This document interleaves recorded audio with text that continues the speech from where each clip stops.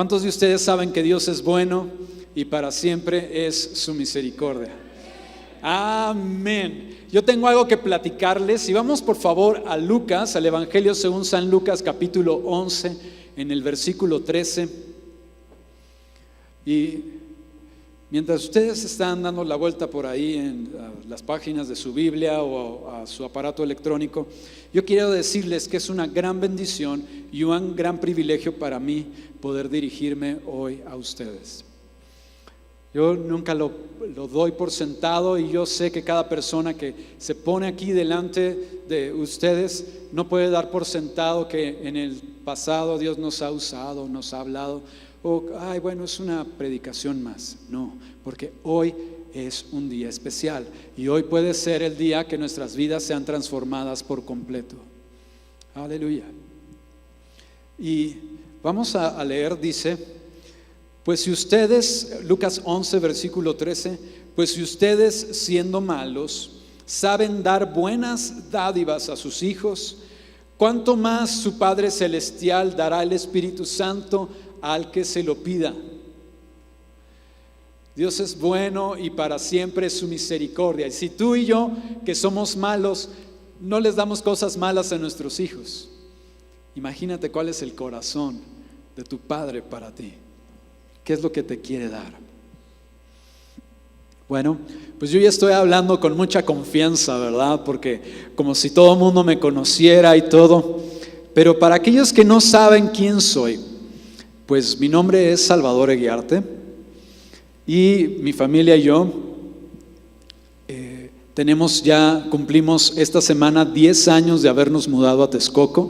Mi familia son mi esposa Yancy, mi hija Paulina, mi hijo Rodrigo y mi hijo Rubén, y cumplimos ya 10 años de vivir aquí en Texcoco.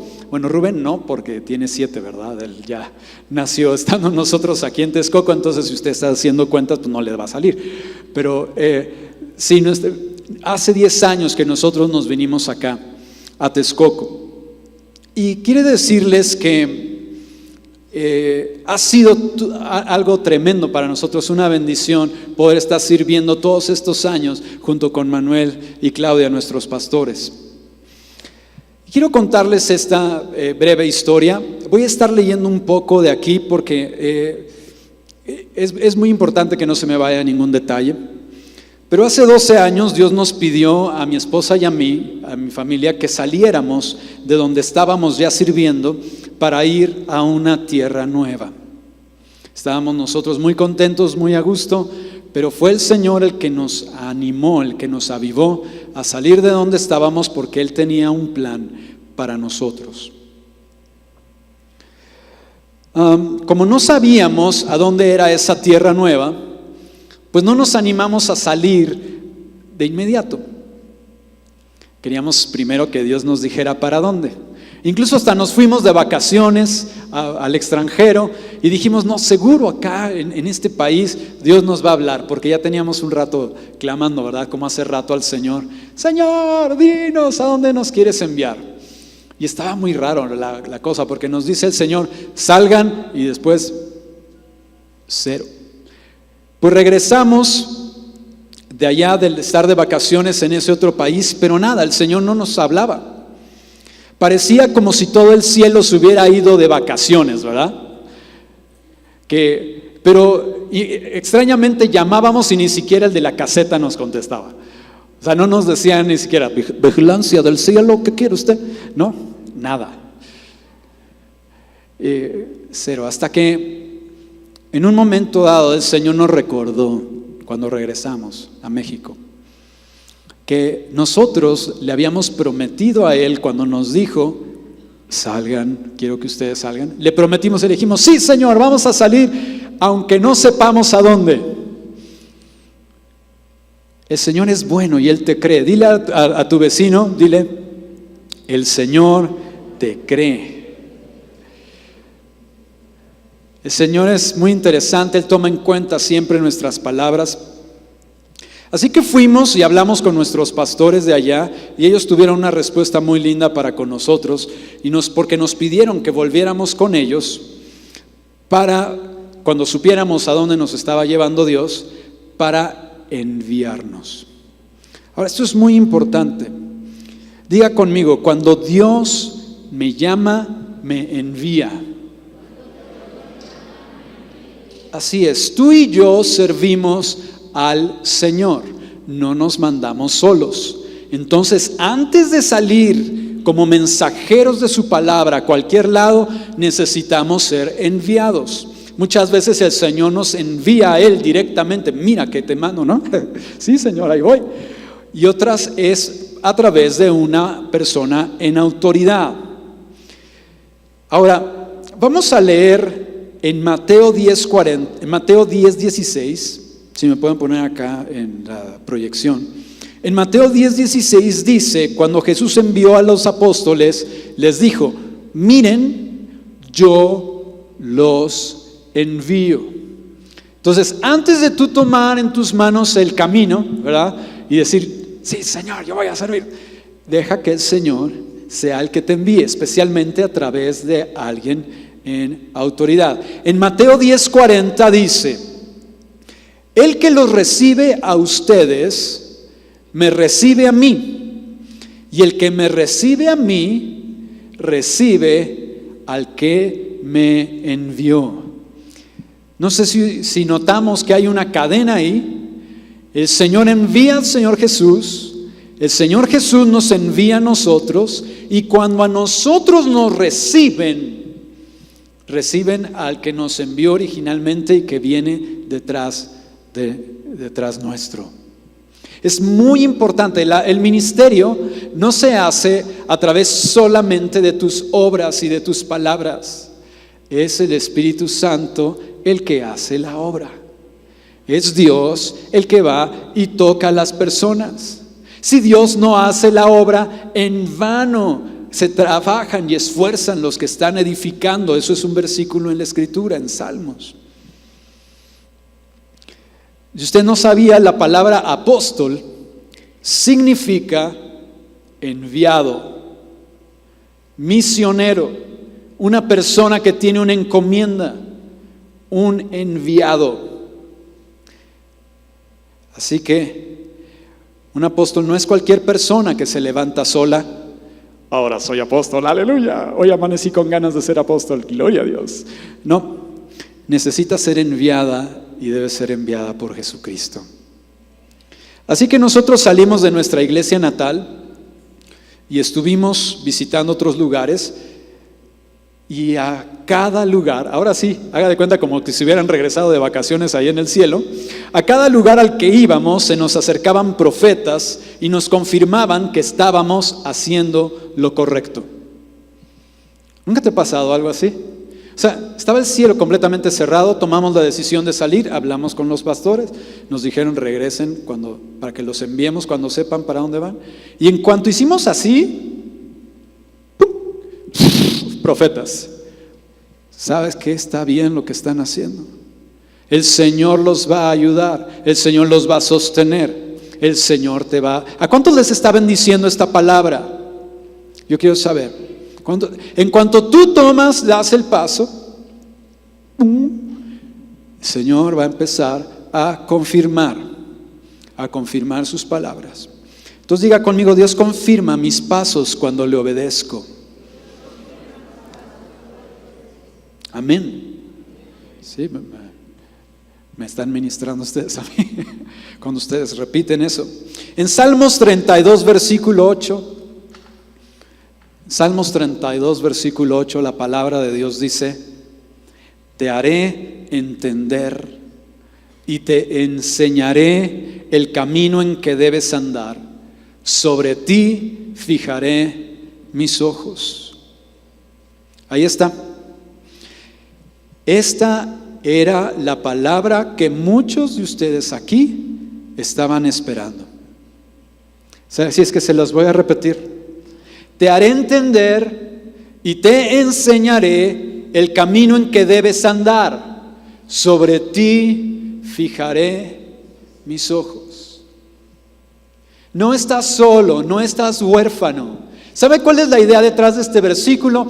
Es como si tú tuvieras a tu papá atrás y te estuviera diciendo: ok, ahora Pues vamos a dar acá el ejemplo con el piano. Muy bien, ahora toca el do. Vamos a ponerle piano para que sea toca el do, tócalo. No, ese no es el do. Mira, más para acá. No, ese dedo no. Hazlo más para acá. No, el siguiente. Ese es el do. Muy bien.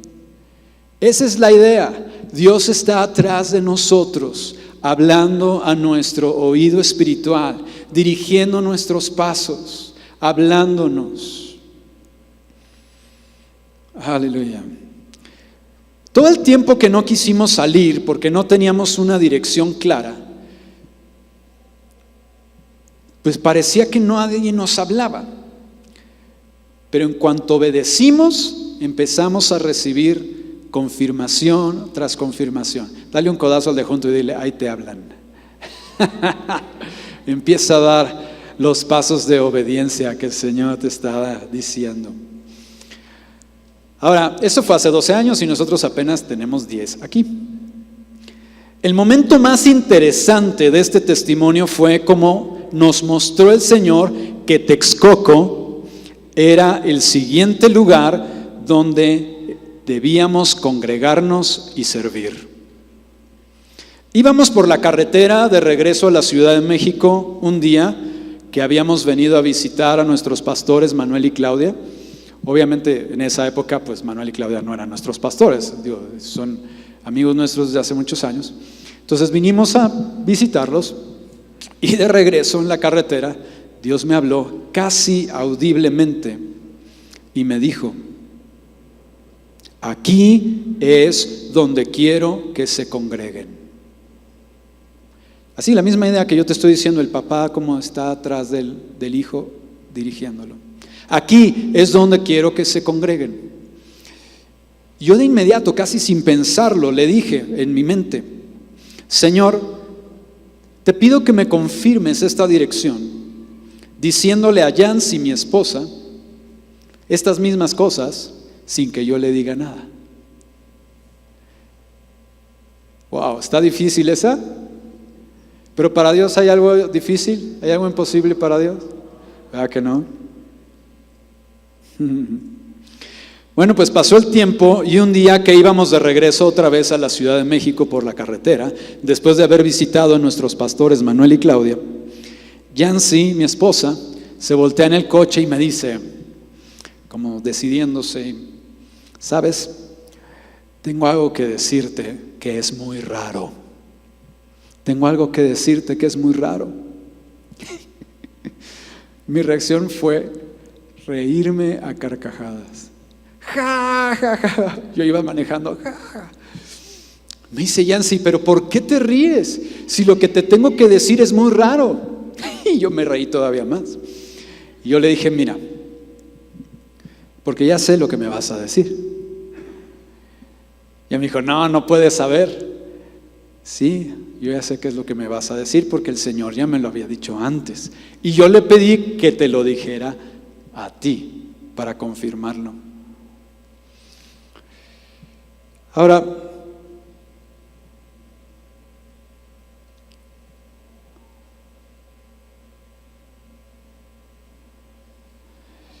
¿cuántos de nosotros sabemos que Dios es bueno?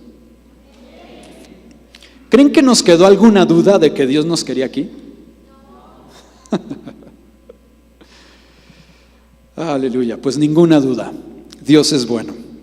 ¿Saben qué pasa cada vez que a Yancy y a mí nos asalta el pensamiento de que probablemente venir a esta ciudad no fue la mejor decisión?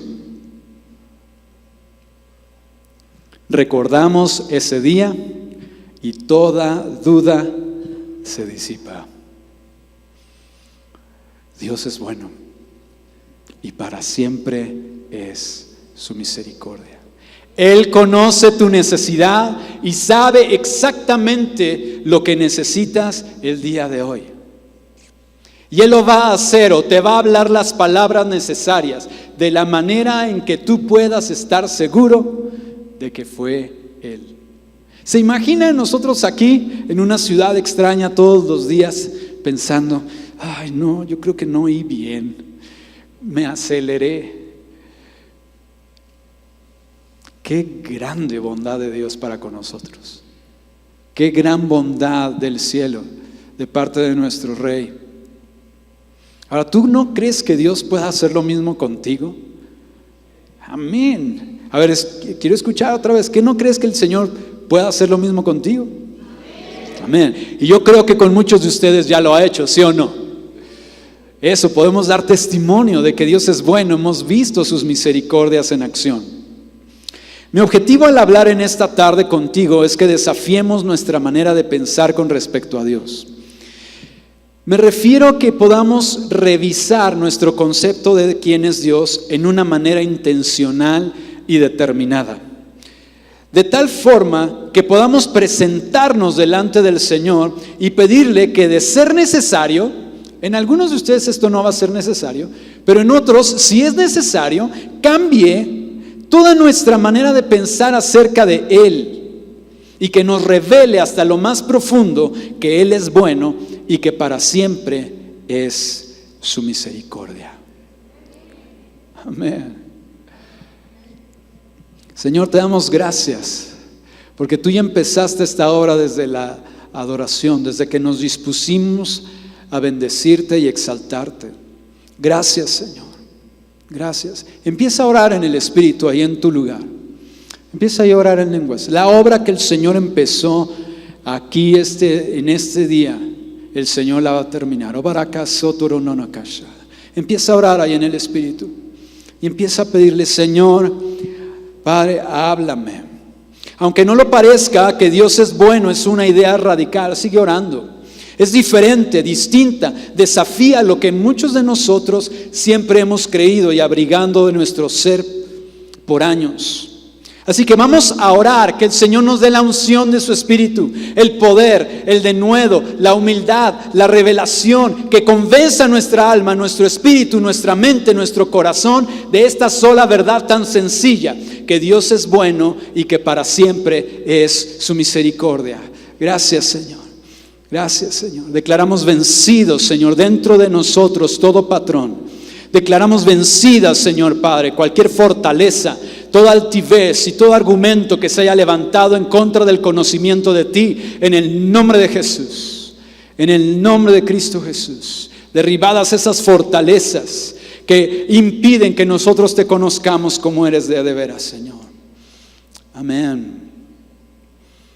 Necesitamos, Padre, un nuevo par de lentes, un nuevo par de gafas sobre nuestros ojos, de tal manera que podamos mirar la vida, nuestra vida, lo que pasa en nuestro interior, lo que sucede en nuestra vida diaria, con una nueva perspectiva, con una nueva óptica, con ojos nuevos, diferentes, distintos, que vayan conforme a la revelación real y verdadera de cómo es la vida en verdad y cómo eres tú, Señor, que tú eres bueno y que tu misericordia es para siempre para con nosotros. Aleluya.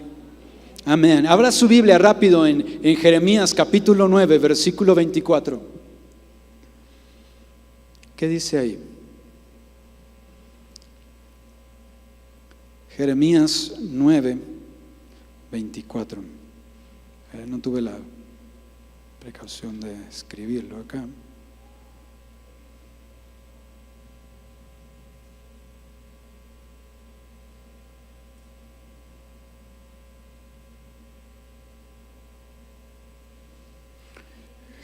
Jeremías 9. ¿Ya lo tenemos acá arriba? Pues acá está. Mas alábese esto el que se hubiere de alabar. ¿En qué? En entenderme y conocerme. Hay personas que se jactan, ¿verdad? Yo soy acá el que le da la guitarra eléctrica, o el del teclado, o el músico fabuloso. Hay personas que se jactan de lo fuerte que son, ¿verdad? No, permíteme, yo te levanto esos 4 garrafones, ¿no? Hay personas que se jactan de su conocimiento. No fue en 1908, fue en 1914. Acuérdate que allá en Tasmania, ¿no? Y tú, wow. Pero ¿qué nos dice la Escritura? ¿En qué debemos de o que es muy valiente, ¿no? Sí, fui y le dije sus cosas, ¿no? Y no me importa que era el presidente, de todos modos le dije que estaba mal. Wow, qué valiente, ¿no? Claro que pasó varios días en la cárcel, pero no, o sea, hay personas que se alaban por su valentía, por su conocimiento, por sus talentos, por sus dones, por sus habilidades. Pero la Escritura nos dice, ¿me pueden poner el versículo otra vez? Que en que nos debemos alabar es en entender y conocer al Señor, que Él hace misericordia, juicio y justicia, porque esas cosas quiere, dice el Señor. Amén. Entonces tú piensas que hoy estamos justo en lo que le agrada a Dios, en querer conocerlo y entenderlo. Amén. Amén. Esas cosas quiero, dice el Señor. ¿Cuál es el problema de tener un concepto erróneo de Dios? Bueno, si yo pienso algo distinto, ¿en qué me afecta? En este momento vamos a abrir nuestra Biblia en el libro de Mateo, en los Evangelios, y vamos a considerar cómo un concepto erróneo de Dios nos puede llevar a la improductividad total. Así que si son tan amables, acompáñenme por favor a Mateo capítulo 25, los versículos 24 y 25. Vamos por favor, acompáñenme ahí a Mateo 25, versículos 24 y 25. Checa esto. Pero llegando también el que había recibido un talento. ¿Sí saben de qué estamos hablando? ¿De la parábola de los talentos? Ok. ¿Quién no sabe de qué estamos hablando? Por uno, doy la explicación. ¿Quién no tiene idea de qué estamos hablando con la parábola de los talentos? Ok, pues vamos a hablar. La Escritura nos dice que Jesús está diciendo cómo es el reino de Dios. Y cuando Él está comparando el reino de Dios, dice: el reino de Dios es semejante a una persona, a un hacendado que se iba a ir lejos, y entonces antes de irse repartió sus riquezas entre sus siervos.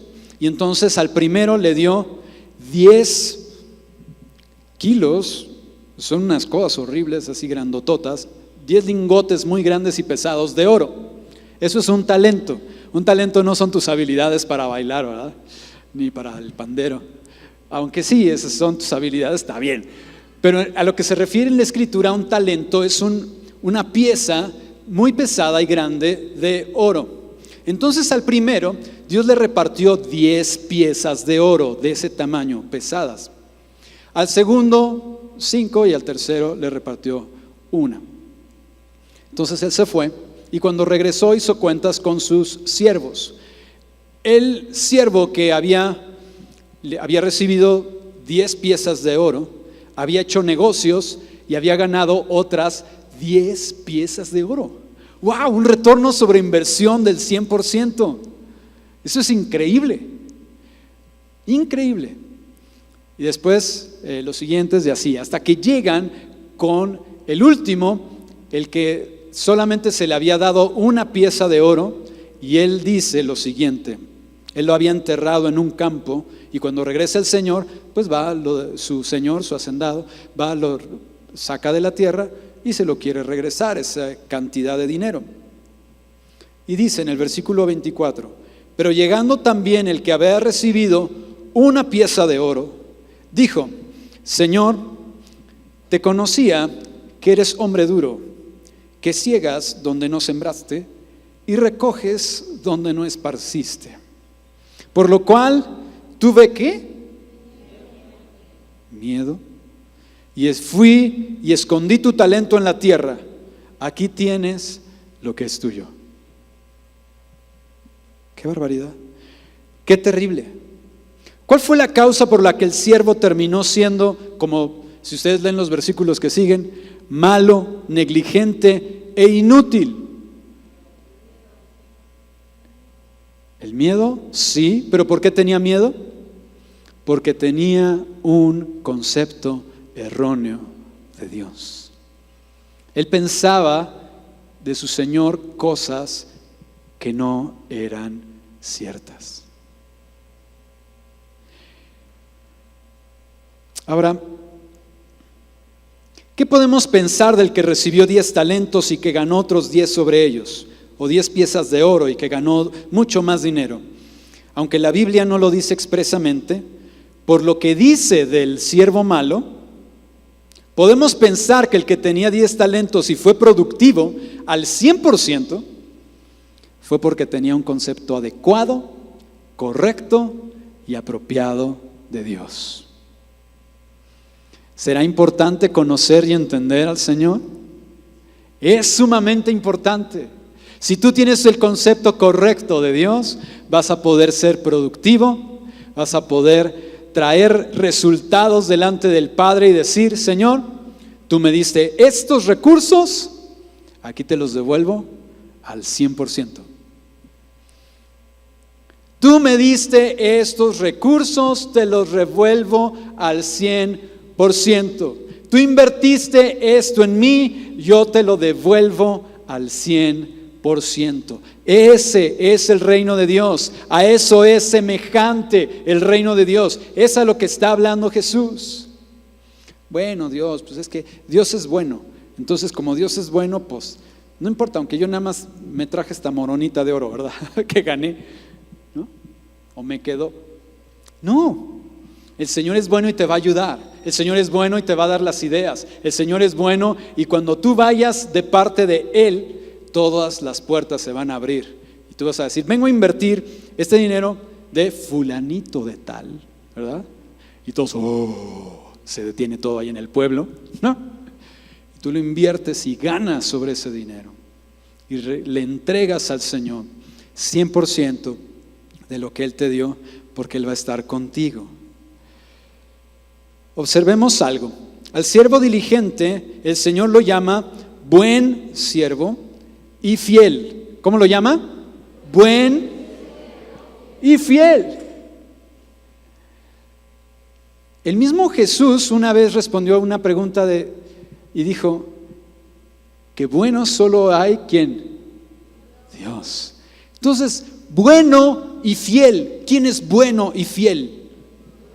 Dios es bueno y fiel. ¿Cómo es que este siervo terminó siendo bueno y fiel?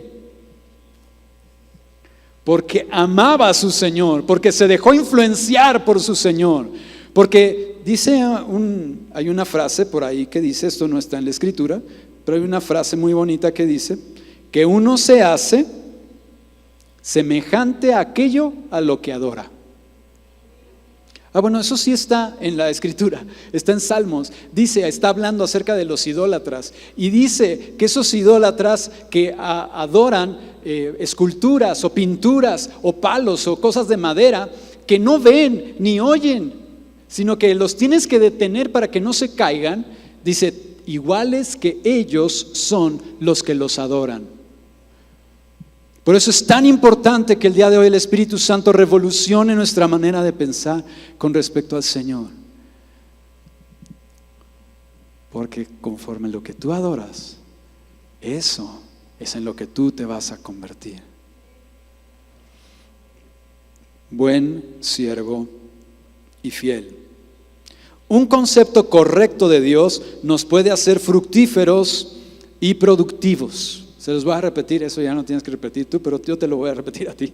Un concepto correcto de Dios nos puede hacer fructíferos y productivos. Necesitamos un concepto correcto de Dios. Con la idea verdadera de quién es Dios, nosotros vamos a dar fruto en el reino y seremos transformados a la misma imagen de Él. Dice la Escritura que cuando nosotros lo contemplamos a Él, somos transformados a esa misma imagen, como por el Espíritu de Dios. Aleluya. No sé si ustedes conozcan los ejercicios de confianza. ¿Saben qué es ¿Alguien sabe lo que son? ¿No? Ok. Un ejercicio de confianza es cuando en tu empresa o en tu trabajo o en la organización en la que estás quieren fomentar el trabajo en el equipo, las personas que están encargadas, y se dan cuenta que los equipos no están funcionando principalmente porque las personas no están confiando unas con otras, ¿no? Y entonces se los llevan a un retiro, campamento, seminario o simplemente a una pequeñita conferencia ahí en el centro de trabajo. Y hay un ejercicio importante de confianza. Uno es, por ejemplo, que te venden los ojos y que otra persona te guíe, ¿no? Y tú te dejas guiar y así. Pero el que a mí se me hace más radical de todos es el caer de espaldas. Uno lo venda en los ojos, pone derechas las rodillitas, ¿verdad? Y solo, sin que haya ningún tipo de ayuda, se deja caer así, para atrás. ¿Y cuál es la confianza? Mi compañero o el compañero de equipo, mi amigo, el colaborador, el colega, me va a atrapar, ¿verdad? Ahora, si tú doblas las rodillas en el ejercicio de confianza y te dejas tirar así, pues terminas de sentón, ¿verdad? Y el colega, el amigo, el compañero de trabajo, pues aunque haga todo lo necesario, aunque se aviente así ¿no? de clavado, pues no te va a poder salvar el sentón. Pero si tú sí confías, dejas derechas las rodillitas y te tiras, entonces van a poderte atrapar, te van a poder cachar. Si nosotros tenemos un concepto correcto de Dios, ¿qué crees? Cuando Dios te diga, hijo, vas, ¿tú qué vas a hacer? Vas a levantar el antifaz y a ver, ¿sí estás ahí, Dios? ¿Estás seguro? No, a mí que se me hace que Dios quiere que yo me eche para atrás para enseñarme algo. Me voy a dar, como decían en los cuentos de Salgari, ¿verdad? Me voy a dar en la crisma, ¿no? Me voy a dar en la cabezota. ¡Pau! A lo mejor el Señor quería que yo bendijera a un médico, ¿verdad? Con que me va a hacer los puntos, yo le voy a pagar una lanita. No, el Señor no está en el negocio. Si el Señor quiere que tú des una ofrenda, yo creo que puede confiar en decirte, ¿verdad? Ve y da una ofrenda al médico que está allá y no hay problema, no tienes que enfermarte para eso. Entonces, yo quiero darles un pequeñito testimonio de cómo podemos confiar en Dios y que Él es bueno y para siempre es su misericordia. Yo ministraba en la ciudad de Chalco, es igual en esta misma región, en el Acolhuacán, nada más unos kilómetros más al norte y al oriente, ¿verdad? Entonces yo estaba allí en la ciudad de Chalco y estuve 8 años ministrando allá, y un día después de la reunión, extrañamente ese día en la reunión hubo muchas cosas que hacer ahí y yo terminé más tarde que todos en salir. Qué extraño, ¿no? ¿No? ¿Cuántos son de los que sirven aquí saben qué pasa? Que somos siempre de los últimos en irnos, todos los que servimos, ¿no? Entonces yo llegué al restaurante donde solíamos comer después de la reunión y pues yo ya no tenía compañía, nadie fue conmigo a comer, y me senté en la barra, una barra muy larga, y me senté en la mera esquina de la barra y me trajeron mi comida. No les voy a decir qué comida fue porque ahorita ya casi es la hora de la comida y nada más lo único que voy a hacer es antojarles unas cosas. Entonces estaba yo ahí sentado en la barra, me trajeron mis alimentos, yo estaba comiendo. El Señor bueno es y por siempre su misericordia, ¿no? Cuando uno está solo en la barra, pues como que uno puede pensar solo o adorar al Señor o orar o simplemente estar con sus pensamientos, ¿no? Cuando de pronto yo estoy ahí pues, poniéndole salsita y el asunto ahí a la comida, cuando me viene el pensamiento muy urgente y me dice, cámbiate 2 lugares hacia la caja. Yo, ¿qué? Y además, pues todos me conocían porque imagínate, 8 años de comer en el mismo restaurante, pues todo el mundo me conocía. Además yo trabajé ahí en ese mismo restaurante un par de años. Yo era el anfitrión de la planta alta. Entonces todos me estaban viendo y todos sabían quién era yo, y yo estaba ahí sentadito comiendo mi comida, y el Señor me habla y me dice, muévete 2 lugares para allá. ¿Cuántos han estado sentados en una barra en un restaurante? Y sabes que pues así como que moverte no es tan fácil, ¿no? Pues tienes que llevarte pues el plato del no sé qué y el plato del no sé cuántos y la salsa y traerte que ahí te trajeron servilletas y ahora que ya no dan saleros, ¿verdad? Entonces te tienes que traer el salero también. Yo dije, me voy a ver así como que bien raro, ¿no? Muy extraño de que de repente de la nada yo me cambié de lugar, pero dije, bueno, yo voy a obedecer al Señor. Ok, entonces me fui 2 lugares para allá, me senté y el Señor me dijo, cámbiate 2 lugares hacia la caja. Entonces yo me di cuenta que no nada más yo, entonces jalé todos mis alimentos, mi comida, e incluso me fui un lugar más, ¿verdad? Para no errarle. Y voy a darle la siguiente mordida a lo que sea que yo estaba comiendo, cuando se oye un estruendo.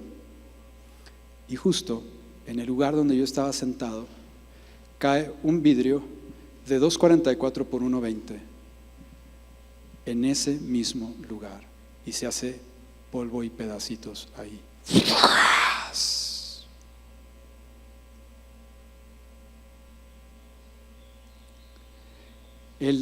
Las personas que me estaban atendiendo en la barra, o sea, ninguno de nosotros podíamos decir nada, o sea, estábamos asustadísimos. Pero ellos lo más que les impactó, o sea, ya levantamos, recogimos, pues yo también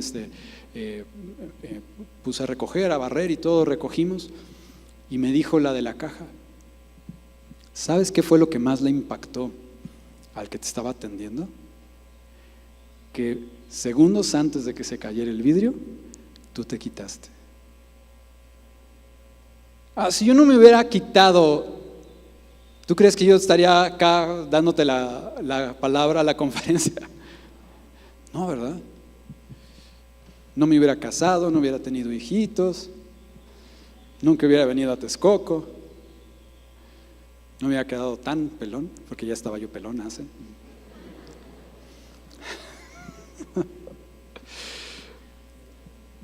El Señor es bueno diga conmigo, el Señor es bueno y para siempre es su misericordia.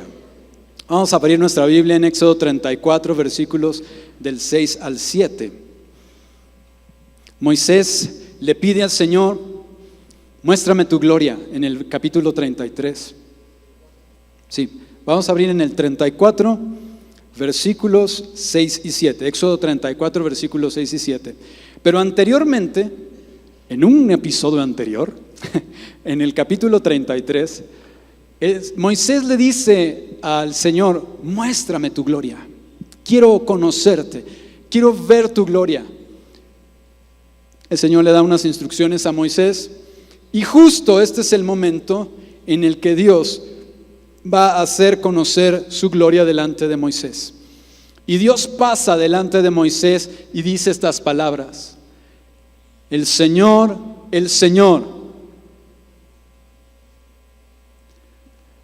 fuerte, misericordioso, piadoso, tardo para la ira, grande en misericordia, aleluya, que perdona. Y ahí viene una lista de cosas que Él perdona. Pero ¿qué dice en el versículo 7? Versículo 7, ahí está. Perdona todas esas cosas, mira, guarda misericordia a millares y perdona la iniquidad, la rebelión, el pecado, pero de ningún modo tendrá por inocente al malvado. De ningún modo tendrá por inocente al malvado. Aleluya. ¿Cuál es la diferencia? Porque si el Señor perdona, ¿cómo es que no va a tener por inocente al malvado? ¿Qué falta ahí? ¿Cuál es la clave que falta? ¿Qué le falta a la persona, a una persona, para poder recibir la misericordia de Dios a pesar de su maldad? Arrepentimiento, aleluya. ¿Sabes qué dice la Biblia de por qué nosotros nos arrepentimos? por la benignidad, la bondad de Dios. Dice, ¿qué no sabes, oh hombre, que su benignidad es la que te guía al arrepentimiento? ¿No sabes que es su bondad la que te lleva a que te arrepientas? Si unimos todos los puntos en este versículo, Dios está diciendo, yo perdono porque soy bueno y te digo, mira, arrepiéntete. ¿Cuándo es cuando el Señor ya no toma por inocente al malvado? Cuando a pesar de que Él te trae y te atrae y te dice con lazos de amor, como nos dijo la palabra a través de Rafa, ven, arrepiéntete, yo te amo. Y nosotros decimos, no. Ahí es el momento más terrible de la vida. David en el censo pecó gravemente contra Dios. Según la ley, David o ningún rey tenía autorizado hacer un censo cuando el rey quisiera o se le antojara. Como el rey estaba sujeto a Dios, tenía que hacerlo cuando Dios le instruyera a través de los sacerdotes. De modo que empieza una mortandad y una destrucción en el pueblo, que empieza a ser un ángel. Y ese ángel se detiene en un cierto lugar.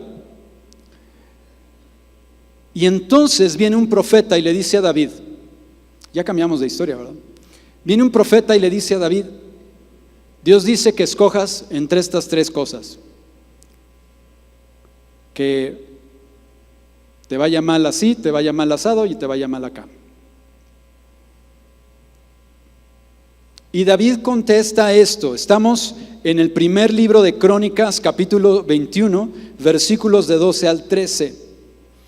Le pregunta que si él prefiere que sus enemigos lo castiguen, o que le pase alguna enfermedad, o que le pase estas cosas. Y él contesta de una manera muy ungida por Dios, yo creo que guiado por el Espíritu Santo. Él dice, pues ninguna de esas. Él contesta, ruego yo que caiga en la mano de Dios, porque sus misericordias son muchas en extremo. Ruego yo más bien caer en mano de Dios, porque sus misericordias son muchas en extremo. ¿Conocía David a Dios? ¿Conocía David a Dios? Sí, él sabía que Dios es misericordioso y que perdona la iniquidad, el pecado, la rebelión y la transgresión. Aleluya. Eso también lo podemos encontrar en el segundo libro de Samuel, capítulo 24, versículo 14. Si usted tiene ahí su cuaderno, anote. También el rey Josafat conoció la bondad de Dios. En el segundo libro de Crónicas, capítulo 20, versículos del 1 al 30, vamos a ver cómo, segundo libro de Crónicas, capítulo 20, versículos del 1 al 30, vamos a ver cómo Josafat se encuentra en un lugar estrecho, se encuentra en un momento difícil, en un tiempo de crisis. Se levantan 3 naciones en su contra y viene un ejército tremendo, ¿verdad?, a querer destruirlo. Y no solamente a él, sino a todo su pueblo. Y entonces va Josafat delante de Dios y se encierra con él y dice, Señor, que tú eres misericordioso. Mira cómo se han juntado en nuestra contra. No sabemos qué hacer, pero volvemos a ti nuestros ojos. Y entonces, ahí parece que no hay ningún intervalo entre que Josafat está a solas con Dios y que Dios hace una reunión, una convocación con todo el pueblo. Y está todo el pueblo y están orando y están diciendo, Dios, ayúdanos, porque no sabemos qué hacer. Y a ti volvemos nuestros ojos. Y entonces se levanta una persona con la palabra de Dios en medio de la congregación y dice, no tengan ningún temor, porque el Señor se va a encargar de esto. Él lo va a resolver. ¿Y sabes qué hicieron? No dijeron, qué padre, pues qué buena palabra, ojalá sea así. Perdón que me ría, pero es que muchos de nosotros hacemos cosas así. Vienen y nos dice el Señor, no te preocupes, todo va a estar bien. Ay, ojalá así sea. ¿Estamos creyendo la palabra? No, ¿verdad? ¿Sabes qué hicieron ellos? ¡Sí! ¡Aleluya! Y se pusieron a alabar al Señor. Se subió la banda de alabanza a la tarima y toda la noche sin parar, ¿no? Se pusieron a cantarle alabanzas al Señor. Y dice Josafat unas palabras, dice: crean a los siervos sus profetas. Crean a los siervos sus profetas. Y después lo que sucede es que hacen otra fiesta de alabanza, porque hay otra palabra de Dios diciéndoles que no se preocupen, que todo va a estar bien. Y al siguiente día, temprano en la mañana, cuando salen a la guerra a hacerle frente a este mega ejército, dice que Josafat, por iniciativa propia, no fue porque Dios le mandó un mensaje, aleluya, no, fue por iniciativa propia de Josafat.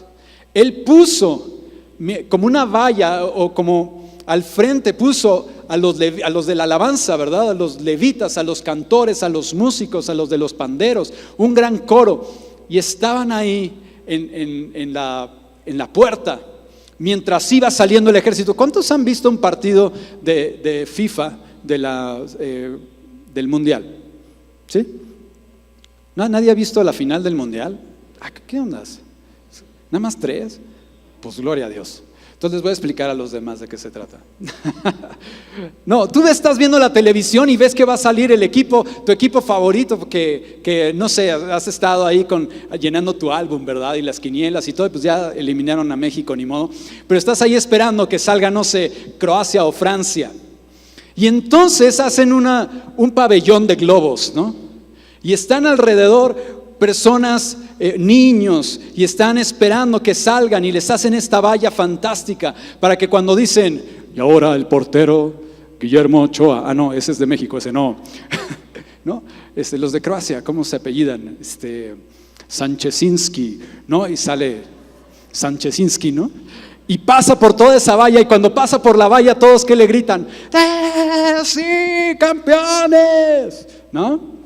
Bueno, ese es más o menos el contexto. Pone Josafat a los músicos, a los levitas, a tocar la alabanza. Y lo que dicen ellos y lo que están cantando es: porque Dios es bueno y para siempre es su misericordia. ¿Se la saben? Vamos, si Dios es bueno y para siempre su misericordia, ¿no? O la versión que ellos hayan tenido en esa época. Y ellos iban saliendo a la batalla, pasando por esa valla, escuchando: Dios es bueno y para siempre es su misericordia. ¿Y qué creen que pasó? Cuando ellos llegan al valle donde estaba la batalla, están todos tirados en el piso. Y no porque estuvieran descansando los enemigos, no, aquí lo estamos esperando a ver a qué horas.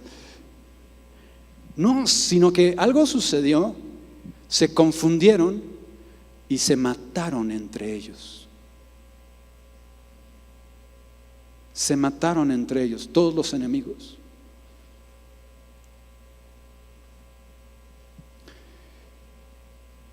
La Biblia no lo dice y no dice que sea una consecuencia directa de ello, pero yo no puedo dejar de pensar que en cuanto tú tienes un concepto correcto de Dios y recibes una palabra y la crees, y entonces dices: Dios es bueno, para siempre es su misericordia, gloria a Dios, y la empiezas a creer y a alabar a Dios, que el enemigo ya no sabe qué hacer, se confunde y se destruyen los demonios entre ellos.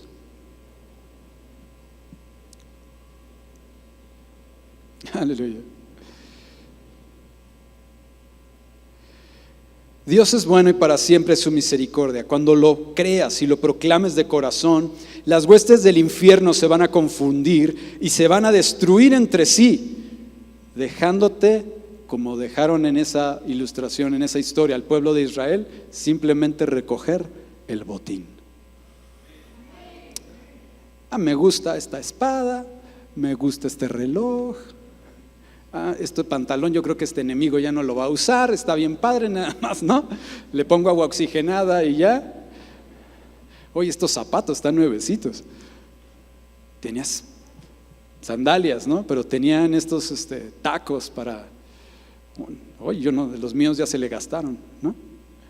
Espero que sean del 6. Entonces, la gloria. Antes de terminar, quiero que consideremos un último pasaje de la Escritura, en el que dice que la alabanza del pueblo hizo que se llenara el santuario de la gloria de Dios. Estamos en el segundo libro de Crónicas, capítulo 5, versículo 13. La nube de la gloria de Dios llena la casa mientras el pueblo está clamando porque Dios es bueno y su misericordia es para siempre. En el capítulo 7, cuando Salomón termina de dedicar el templo, dice que cuando vieron la gloria de Dios descender, pusieron el rostro en el pavimento. Me encanta esa palabra en esa versión, ¿verdad? Pusieron el rostro en el pavimento y dijeron que iban a alabar a Dios porque Él es bueno y su misericordia es para siempre. La gloria del Dios viviente es atraída a la casa donde se le exalta, donde se le alaba porque es bueno y su misericordia es para siempre. Y no son las palabras que decimos, no es una fórmula, ¿verdad? A ver, ya creo que ya llevamos bastante rato. Tenemos que decir que es bueno y para siempre su misericordia, porque si no, no pasa nada. No, sino que se trata del corazón. No es tanto lo que hacemos, sino lo que somos. Somos personas que conocemos al Dios vivo y que sabemos cómo es Él. Tu corazón y mi corazón, nuestro corazón arde con pasión por su presencia, porque sabemos que Él es bueno y para siempre es su misericordia. Por eso no le tenemos miedo a Dios, tenemos temor de Dios, pero no lo tenemos miedo a Él, sino que estamos aquí deseosos de que Él venga. Así que vamos a ponernos de pie. Acompáñenme, pongámonos de pie. Hoy es un día de decisión. Hemos escuchado los testimonios, lo que dice la palabra. ¿Cuál va a ser nuestra respuesta al Señor?